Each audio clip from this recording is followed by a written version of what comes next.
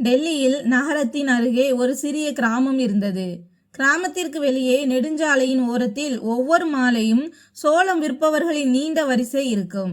அந்த தள்ளுவண்டிகளுக்கு இடையே ஒரு தள்ளுவண்டி இருந்தது. அங்கு 24 வயதான ஆர்த்தி அமர்ந்திருந்தாள்.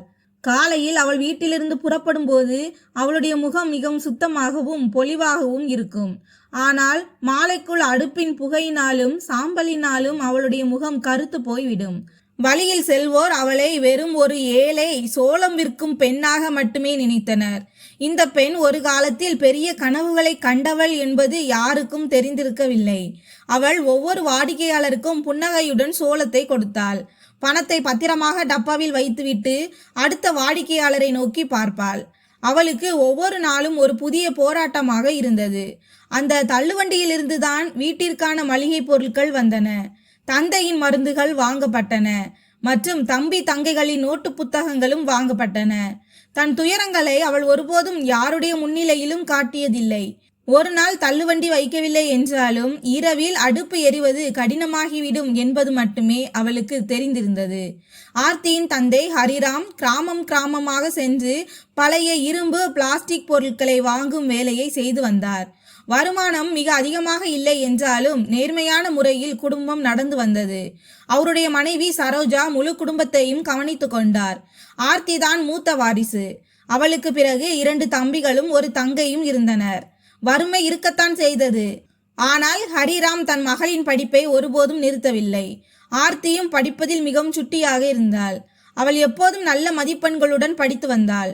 போட்டித் தேர்வில் தேர்ச்சி பெற்று ஒரு பெரிய அரசு அதிகாரியாகி தன் பெற்றோரின் வாழ்க்கையை மாற்ற வேண்டும் என்பதே அவளுடைய கனவாக இருந்தது.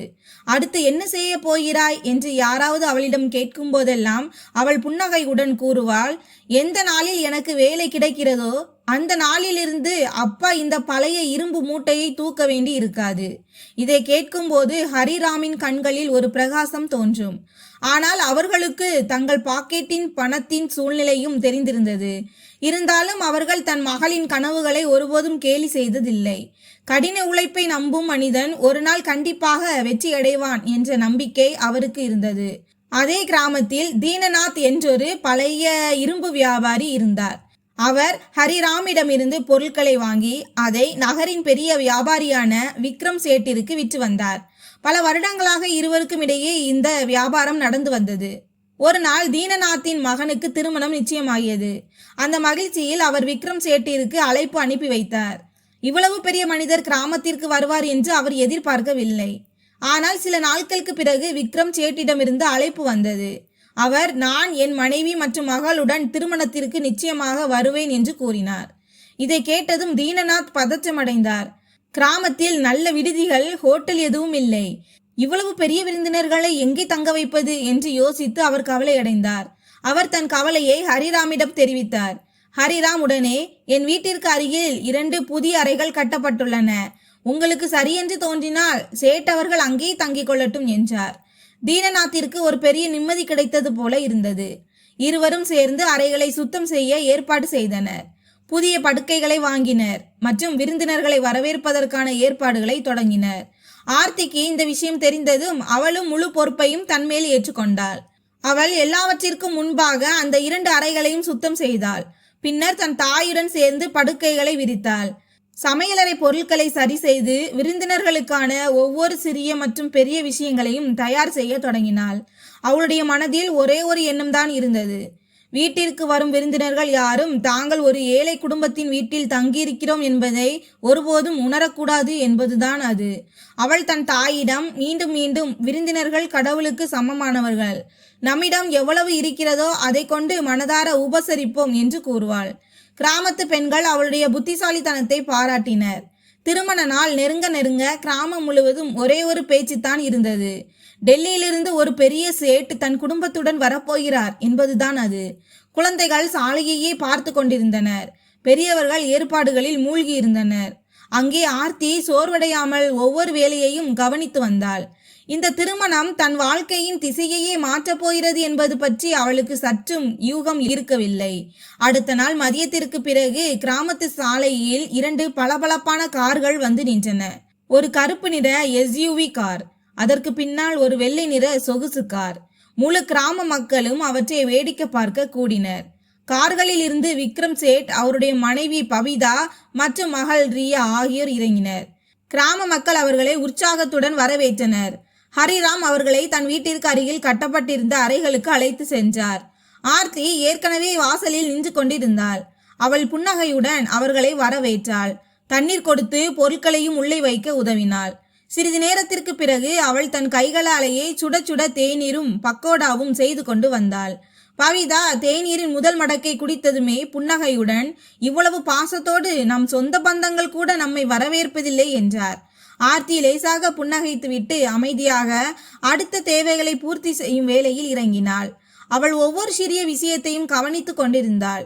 யாருக்கு தண்ணீர் வேண்டும், யாருக்கு துண்டு வேண்டும், யாருக்கு மருந்து வேண்டும் என எல்லாமே கேட்காமலேயே அவர்கள் முன்னால் வந்துவிடும்.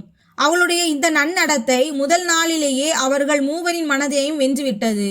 மாலைக்குள் ஆர்த்திக்கும் ரியாவிற்கும் இடையே நல்ல நட்பு உருவானது. இருவரும் கிட்டத்தட்ட ஒரே வயதுடையவர்கள். ரியா நகரத்தில் வளர்ந்தவள், ஆர்த்தியோ கிராமத்து எளிமையில் வளர்ந்தவள். ஆனால் இருவரின் பேச்சிலும் எந்த ஒரு இடைவெளியும் தெரியவில்லை. அடுத்த நாள் திருமணம் என்பதால் ரியாவும் அவளது தாயும் அருகில் இருந்த நகரத்தில் உள்ள அழகு நிலையத்திற்கு புறப்பட்டனர். அவர்கள் ஆர்த்தியையும் உடன் வருமாறு அழைத்தனர். முதலில் அவள் மறுத்தாள். ஆனால் இருவரின் அன்பான பேச்சால் அவள் வர சம்மதித்தாள். அழகு நிலையத்தில் ரியா தயாராகி கொண்டிருந்த போது அவள் ஆர்த்தியிடம், நீயும் தயாராகி என்றாள்.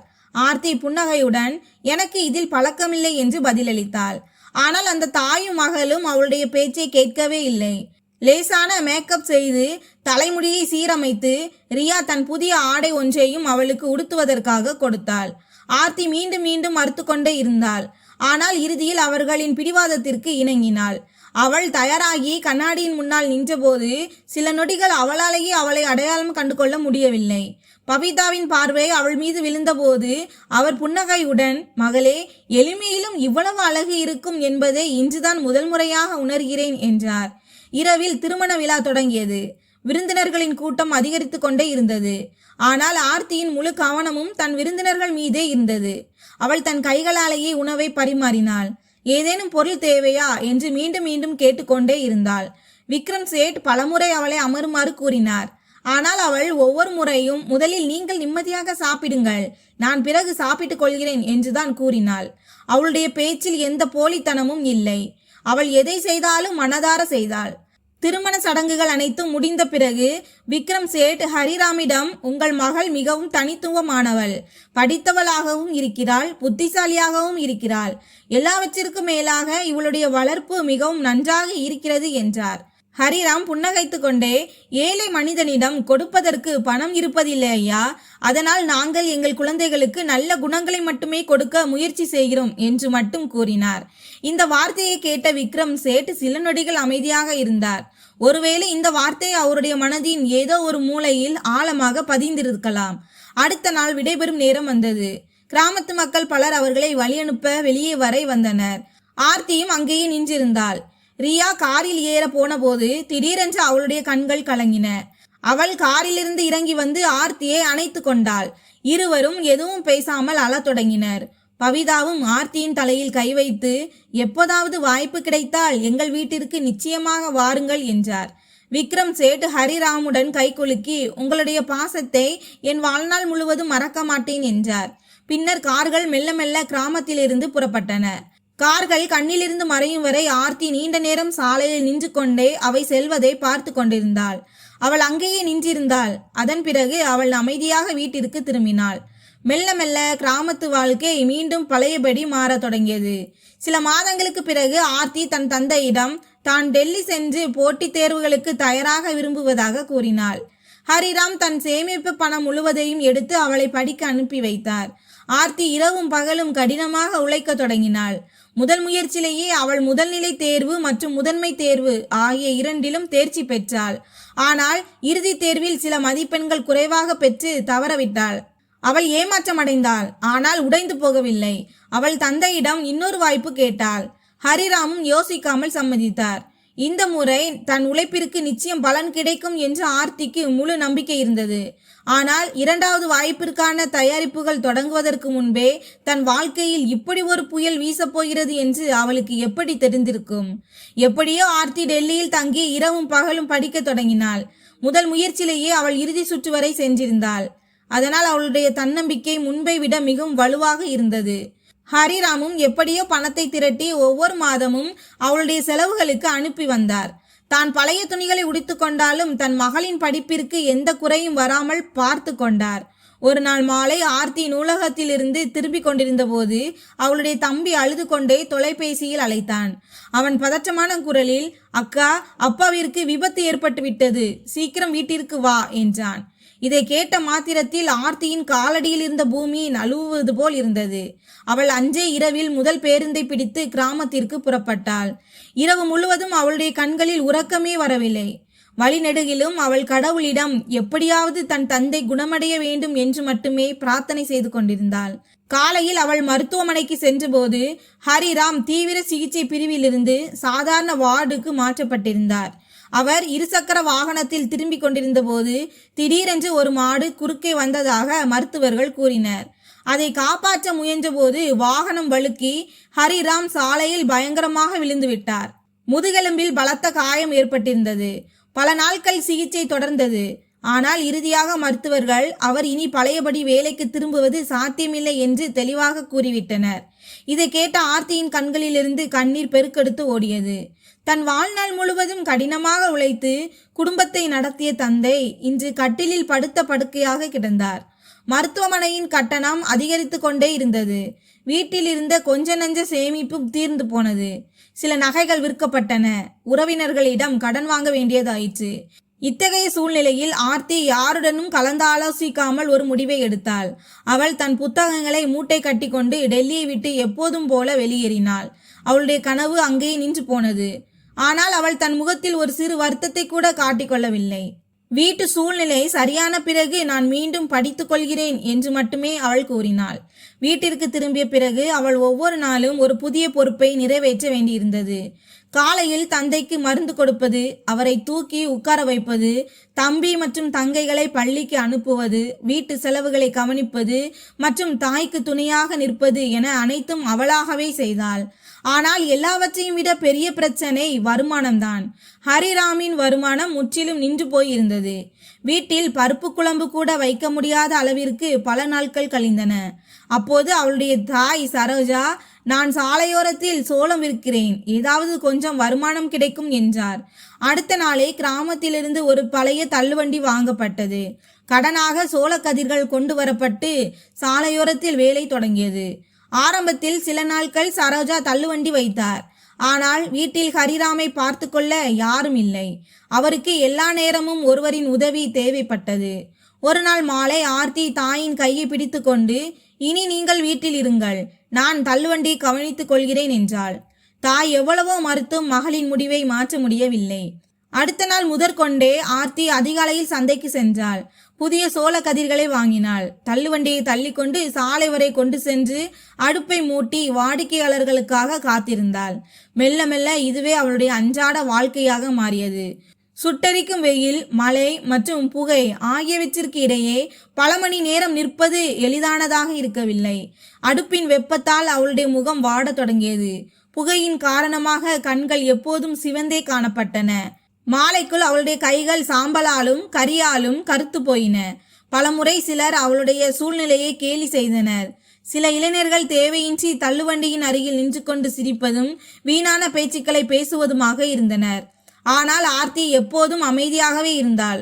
அவள் யாருடனும் சண்டையிடக்கூடாது என்பதை நன்றாக அறிந்திருந்தாள். அவளுக்கு தன் குடும்பத்தின் பசியை போக்க வேண்டும், அவ்வளவுதான். அவளுடைய கடின உழைப்பை பார்த்து எந்த ஒரு பேரம் பேசலும் இல்லாமல் சோளத்தை வாங்கி அவளுக்கு தைரியம் ஊட்டும் சில வாடிக்கையாளர்களும் இருக்கத்தான் செய்தனர். மாலையில் அவள் 700 ரூபாயை எடுத்துக்கொண்டு வீட்டிற்கு திரும்பும் போது எல்லாவற்றிற்கும் முன்பாக தந்தையின் மருந்துகளை வாங்கினாள். பின்னர் வீட்டிற்கான மளிகை பொருட்களை வாங்கி வந்தாள். அதன் பிறகு தம்பி தங்கைகளை அருகில் அமர வைத்து பாடம் சொல்லிக் கொடுத்தாள். பலமுறை நள்ளிரவு 12 மணி கூட ஆகிவிடும். ஆனால் அவள் ஒருபோதும் குறை கூறியதில்லை. அவள் சோர்வடைந்தாள் என்பது உண்மைதான். ஆனால் தோற்றுப்போக அவளுக்கு தெரிந்திருக்கவில்லை. இப்படியே பார்க்க பார்க்க 2 வருடங்கள் ஓடிவிட்டன. இப்போது அந்த சாலையிலிருந்து கடந்து செல்லும் மக்கள் அவளை அடையாளம் காண தொடங்கியிருந்தனர். சிலர் அவளை உழைப்பாளி மகள் என்றனர், சிலர் தைரியமான பெண் என்றனர். ஆனால் அவளுக்கு இந்த வார்த்தைகளை விட குடும்பம் எப்படியோ ஓடிக்கொண்டிருக்கிறது என்பதுதான் மிக முக்கியமாக இருந்தது. தம்பி தங்கைகளின் படிப்பு மீண்டும் சீரான பாதைக்கு திரும்பியிருந்தது. ஹரிராமின் உடல்நிலையும் முன்பை விட சற்று தேறியிருந்தது. இருந்தாலும் அவர்களால் இன்னும் கட்டிலை விட்டு முழுமையாக எழுந்திருக்க முடியவில்லை. ஆர்த்தி தன் கனவுகளை மனதின் ஏதோ ஒரு மூலையில் மறைத்து வைத்திருந்தாள். ஒருவேளை தன் தலைவிதி இனி இந்த தள்ளுவண்டியோடு தான் பிணைக்கப்பட்டிருக்கிறதோ என்று அவளுக்கு தோன்றியது. ஒரு நாள் மதியம் அவள் வழக்கம் போல் அடுப்பில் சோளத்தை சுட்டு கொண்டிருந்தாள். புகைக்கு நடுவே வாடிக்கையாளர்களை கூவி அழைத்து கொண்டிருந்தாள். அப்போது தூரத்தில் இருந்து 2 பளபளப்பான சொகுசு கார்கள் மெல்ல மெல்ல அவளுடைய தள்ளுவண்டியை நோக்கி வருவது தெரிந்தது.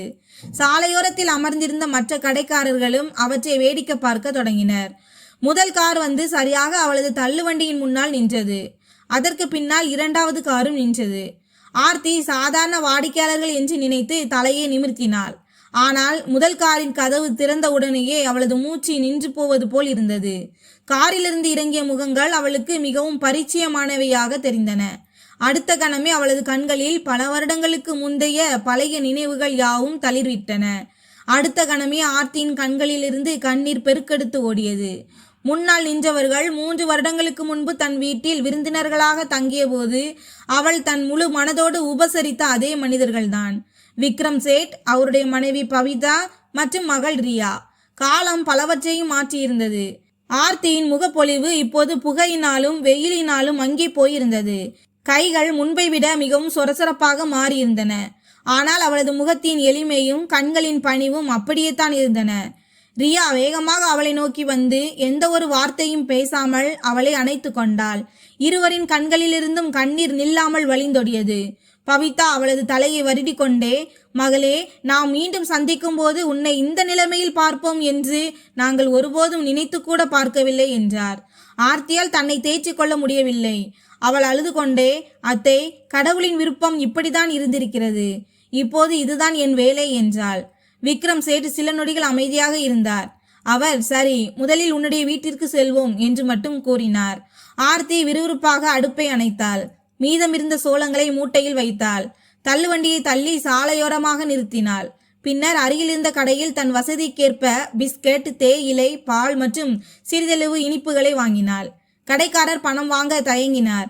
ஆனால் ஆர்த்தி புன்னகையுடன், வீட்டிற்கு விருந்தினர்கள் வந்திருக்கிறார்கள், கடனாக வைக்க மாட்டேன் என்றாள். அங்கே விக்ரம் சேட்டின் கார்கள் மெல்ல மெல்ல அவளுடைய வீட்டை நோக்கி நகர்ந்தன. சற்று நேரத்திற்குள் நகரத்து பெரிய சேட் மீண்டும் ஹரிராமின் வீட்டிற்கு வந்திருக்கும் செய்தி கிராமத்து மக்களுக்கும் எட்டியது. பார்க்கவே முற்றத்தில் பல மனிதர்கள் கூடினர். ஹரிராம் கட்டிலில் அமர்ந்திருந்தார். அவர் விக்ரம் சேட்டை பார்த்த மாத்திரத்தில் அவருடைய கண்கள் கலங்கின. அவர் கைகளை கூப்பி கொண்டே, நீங்கள் எங்களை நினைவில் வைத்திருந்தீர்களே, அதுவே எங்களுக்கு மிகப்பெரிய விஷயம் என்றார். விக்ரம் சேட் உடனடியாக அவர் அருகில் அமர்ந்து, நல்ல மனிதர்களைத்தான் எப்போதும் நினைவிருக்கும் என்றார். ஆர்த்தி முன்பு போலவே அனைவருக்கும் தண்ணீர் வைத்தாள். பின்னர் சமையலறைக்கு சென்று தேநீர் தயாரிக்க தொடங்கினாள். பவிதா அமைதியாக அவள் வேலை செய்வதை பார்த்து கொண்டிருந்தார். சூழ்நிலைகள் மாறிவிட்டன என்பதை அவர் உணர்ந்தார். ஆனால் இந்த பெண்ணின் குணம் சற்று மாறவில்லை. தேநீர் எடுத்துக்கொண்டு ஆர்த்தி வெளியே வந்தபோது அவள் முதலில் தன் கைகளாலேயே அனைவருக்கும் தேநீரை கொடுத்தாள். ரியா புன்னகையுடன், நீ இன்று முன்பு போலவே தான் இருக்கிறாய் என்றாள். ஆர்த்தி லேசான புன்னகையுடன், சில பழக்கங்கள் மாறுவதில்லை என்று பதிலளித்தாள். சிறிது நேரம் அனைவரும் நலம் விசாரித்தனர். பின்னர் விக்ரம் சேட் ஹரிராமிடம் அவருடைய சிகிச்சை, குழந்தைகளின் படிப்பு மற்றும் வீட்டின் சூழ்நிலை ஆகியவற்றை பற்றி விரிவாக கேட்டறிந்தார். ஹரிராம் எந்த ஒரு புகாரும் இல்லாமல் உண்மைகள் அனைத்தையும் அப்படியே கூறினார். அவர், மகள்தான் இந்த வீட்டை தாங்கி பிடித்திருக்கிறாள், அவள் மட்டும் தைரியத்தை இழந்திருந்தால் நாங்கள் அனைவரும் சிதறி போயிருப்போம் என்றார். இதை கேட்டதும் அங்கிருந்த பலருடைய கண்கள் கலங்கின. சிறிது நேர அமைதிக்கு பிறகு விக்ரம் சேட் ஒரு பெருமூச்சு விட்டு, ஹரிராம் அவர்களே, இன்று நான் இங்கு எந்த ஒரு வியாபாரத்திற்காகவோ அல்லது வேலைக்காகவோ வரவில்லை. நான் ஒரு வரன், திருமண உறவு கேட்டு வந்திருக்கிறேன் என்றார். இதை கேட்ட மாத்திரத்தில் அங்கிருந்த அனைவரும் அவரை நோக்கினர். அவர் தொடர்ந்து, எந்த நாளில் நான் உங்கள் மகளை சந்தித்தேனோ அன்றே என் மனைவியிடம் கூறினேன், இப்படிப்பட்ட பெண் கிடைப்பது மிகவும் அரிது என்று. கடந்த 3 வருடங்களில் நாங்கள் என் மகனுக்காக பல வரன்களை பார்த்தோம். ஆனால் ஒவ்வொரு முறையும் எங்களுக்கு ஆர்த்தியின் நினைவுதான் வந்தது. எங்களுக்கு தோன்றியது, ஒருவேளை கடவுளின் விருப்பம் இருந்து உங்கள் மகளுக்கு இன்னும் எங்கும் திருமணம் ஆகாமல் இருந்தால் நாங்கள் ஒரு நாள் கண்டிப்பாக வருவோம் என்று. இன்று நாங்கள் அந்த வாக்கை நிறைவேற்றத்தான் வந்திருக்கிறோம். உங்கள் அனைவருக்கும் சம்மதம் என்றால் நான் ஆர்த்தியை என் மகனுக்கு திருமணம் செய்து கொள்ள விரும்புகிறேன் என்றார். வீட்டில் சில நொடிகள் முற்றிலும் அமைதி நிலவியது. சரோஜாவின் கண்களிலிருந்து கண்ணீர் வழிய தொடங்கியது. ஹரிராம் மீண்டும் மீண்டும் விக்ரம் சேட்டை பார்த்து கொண்டிருந்தார். தம்மால் நம்பவே முடியாதது போல. ஆர்த்தி பதற்றமடைந்தாள். அவள் மெதுவாக, சேட் அவர்களே, நீங்கள் மிகப்பெரிய மனிதர்கள். நான் சாலையோரத்தில் சோளம் விற்பவள். மக்கள் என்ன சொல்வார்கள் என்றாள். விக்ரம் சேட் புன்னகையுடன், மக்கள் எங்களுடன் சேர்ந்து வாழப்போவதில்லை. நாம் தான் வாழ்க்கையை வாழ வேண்டும். எங்களுக்கு மருமகள் தான் வேண்டும். பந்தா ஆடம்பரம் அல்ல. எந்த ஒரு பேராசையும் இல்லாமல் நீ எங்களுக்கு உபகாரம் செய்த அன்றே உன்னை நாங்கள் அடையாளம் கண்டு கொண்டோம். இன்றும் நீ அப்படியேத்தான் இருக்கிறாய். வறுமை ஒரு மனிதனின் அடையாளம் அல்ல. பவிதாவும் அவளது கையை பிடித்து கொண்டு, மகளே, எங்களுக்கு வீட்டை அதிகாரம் செய்யும் பெண் தேவையில்லை. குடும்பத்தை ஒன்று சேர்க்கும் பெண் தான் வேண்டும் என்றார். இவ்வளவு கூறிவிட்டு விக்ரம் சேட் வெளியே நின்றிருந்த மற்றொரு காரை நோக்கி பார்த்தார்.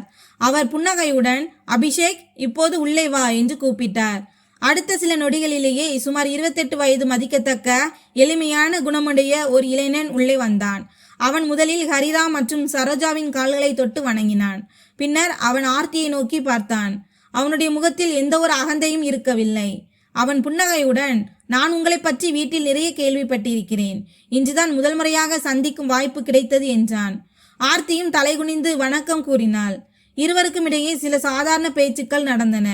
அபிஷேக் அவளிடம், உங்களுக்கு மீண்டும் படிக்கும் வாய்ப்பு கிடைத்தால் படிப்பை முழுமையாக முடிப்பீர்களா என்று கேட்டான். ஆர்த்தி சற்றும் தாமதிக்காமல், ஆமாம், இந்த கனவு இன்றும் பாதியிலேயே நிற்கிறது என்றாள். அபிஷேக் புன்னகைத்துவிட்டு, அப்படியென்றால் இந்த கனவு இனி பாதியாக இருக்காது என்றான்.